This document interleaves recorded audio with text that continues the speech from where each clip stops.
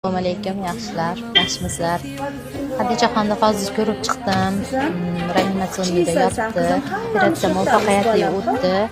Biz iloji boricha qizchani o'zini holidagi oldingi rasmidagichalik qilishga harakat qildik.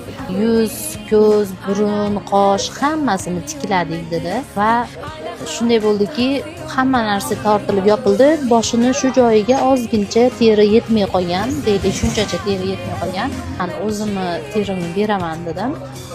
O'zini terisidan olib boshga ulab bo'lmas ekan, sababiki soch o'sishi kerak ekan. Shunday opa, siz hozir boshingizdan terini olib Xadichaxonga berasiz. Ha. Buning uchun sochni olishadimi? Albatta. Men ko'rganman. Deylik, ozmi ko'pmi hayot ko'rdim. Deylik, turmush qurdim, farzand ko'rdim. Shularni his qildim. U his qilgan yo'q, u his qilish kerak, u yashash kerak, bu kunlarni ko'rish kerak. Jonimni so'rasa, jonimni ham berishga tayyorman bolam uchun. Xadichaxon haqida yangi